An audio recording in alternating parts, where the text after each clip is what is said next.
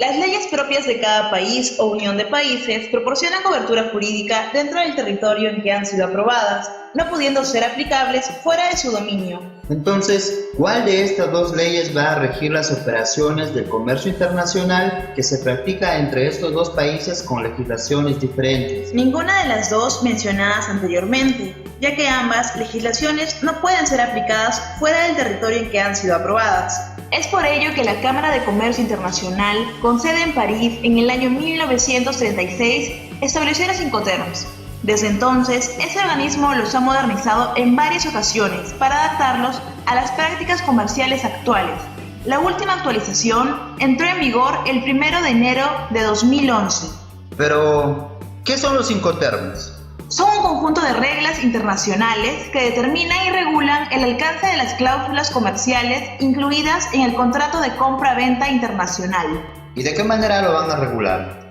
Como sabrás, en toda transacción comercial hay dos partes, exportador e importador, y los Incoterms regulan 4 grandes problemas que están implicados en esta, que son: entrega de la mercancía, la transmisión de los riesgos, disminución de los gastos y, por último, trámites documentarios. De esa forma, en caso de conflicto, quedan delimitadas las responsabilidades y obligaciones de las partes implicadas. Te invito a conocer un poco más acerca de los Incoterms. Acompáñame. Según la última actualización, existen 11 Incoterms, los que en función del tipo de transporte se pueden agrupar en 2 categorías: transporte multimodal, aptos para cualquier modo de transporte, o si se utiliza más de un modo, incluyendo los casos en que se utiliza un buque en parte del transporte de las mercancías, transporte marítimo y por vías navegables de interior, cuando el punto de entrega se localiza en un puerto y el lugar al cual se transportan las mercancías.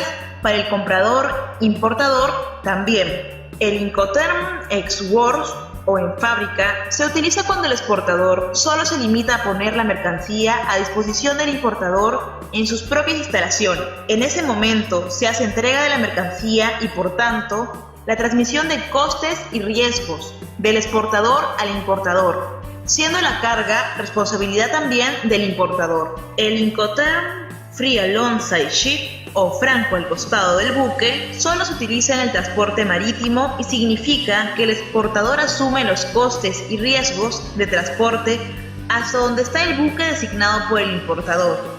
En ese momento se produce la entrega de la mercancía y la transmisión de costes y riesgos. El Incoterm Free On Board o franco a bordo se utiliza solo en transporte marítimo y significa que el exportador es responsable de los costes y riesgos de transporte hasta que la mercancía sobrepasa la borda del buque. En ese momento se produce la entrega de la mercancía y la transmisión de costes y de riesgos. El Incoterm Free Carrier o franco transportista significa que el exportador se responsabiliza de los costes y riesgos hasta que pone la mercancía a disposición del transportista principal en el lugar acordado con el importador. Solo si la entrega se produce en el establecimiento del exportador, este queda obligado a cargar las mercancías en el vehículo del importador. En ese momento se produce la transmisión de responsabilidades. El Incoterm Cost and Freight o coste y flete se utiliza solo en transporte marítimo y significa que el exportador se responsabiliza de los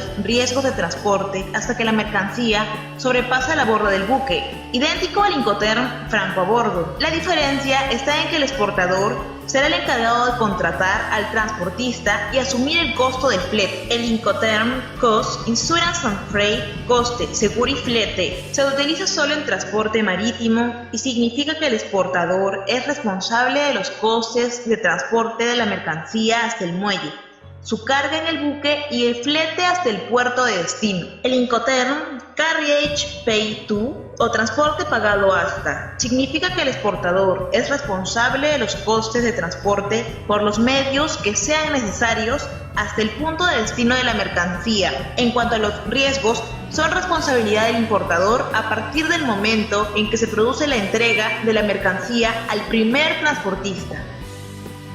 Created using Powtoon.